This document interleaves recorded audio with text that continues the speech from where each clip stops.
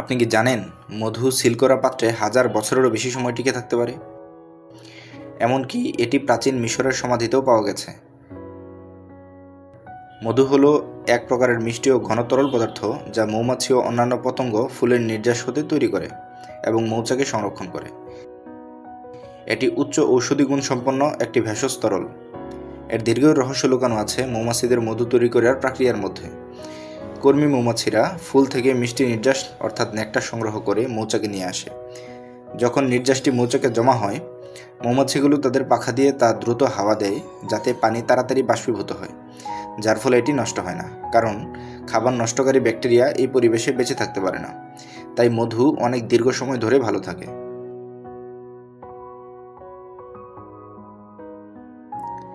বাংলাদেশের সুন্দরবনের মধু স্বাদ, রং, হালকা সুগন্ধ এবং ঔষধি গুণাবলীর জন্য প্রসিদ্ধ। নিউজিল্যান্ডের মানুকা হানি বাজারে প্রাপ্য অন্য সকল মধুর চেয়ে বেশি ঔষধি গুণ সম্পন্ন গণ্য করা হয়। এছাড়াও স্পেন দেশের ফরএভার বি হানি সবচেয়ে বিশুদ্ধ ও ঔষধি গুণ সম্পন্ন। এটি বিশ্বের সেরা মধুর খেতাব অর্জন করেছে।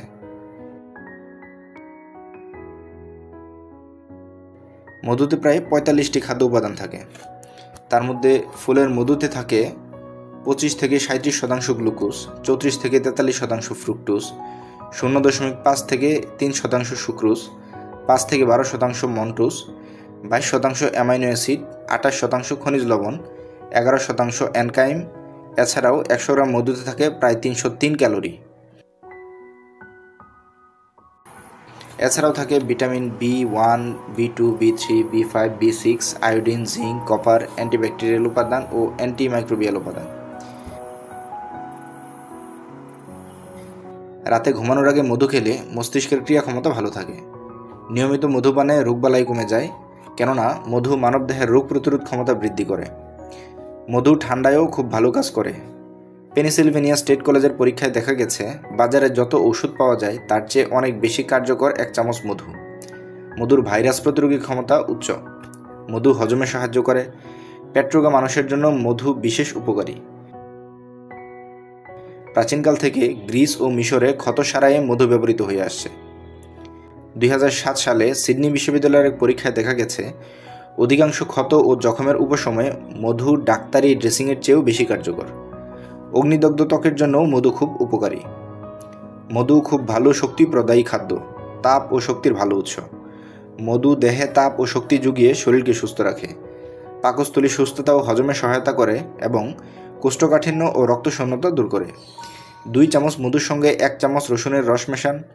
এটি আপনার অনিদ্রা ও উচ্চ রক্তচাপ কমাতে সাহায্য করবে। মধুর গুরুত্বপূর্ণ উপাদান হল ক্যালসিয়াম। ক্যালসিয়াম দাঁত, হাড় ও চুলের গোড়া শক্ত রাখে, নখের ঔজ্জ্বল্য বৃদ্ধি করে, ভঙ্গুরতা রোধ করে। ডায়রিয়ার পানি শূন্যতা পূরণে এটি বিশেষ কার্যকরী। এছাড়াও মধু চোখের জন্য ভালো। গাজরের রসের সঙ্গে মধু মিশিয়ে খেলে দৃষ্টিশক্তি বাড়ে। রূপচর্চার ক্ষেত্রে মাস্ক হিসেবে মধুর ব্যবহার বেশ জনপ্রিয়। মুখের ত্বকের মসৃণতা বৃদ্ধির জন্য মধু ব্যবহৃত হয়। ত্বকের ভাঁজ পড়া ও বুড়িয়ে যাওয়া রোধ করে। এছাড়া মধুতে কোনো চর্বি না থাকায় এটি পেট পরিষ্কার করে, চর্বি কমায়, ফলে ওজন কমে যায়। সাধারণভাবে বলা যায় মধু হলো লাখ লাখ মৌমাছির অক্লান্ত শ্রম আর সেবাব্রতী জীবনের দান। মৌমাছিরা ফুলে ফুলে বিচরণ করে, ফুলের রেণু ও মিষ্টি রস সংগ্রহ করে পাকস্থলীতে রাখে। তারপর সেখানে মৌমাছির মুখ নিঃসৃত লালা মিশ্রিত হয়ে রাসায়নিক জটিল বিক্রিয়ার মাধ্যমে মধু তৈরি হয়।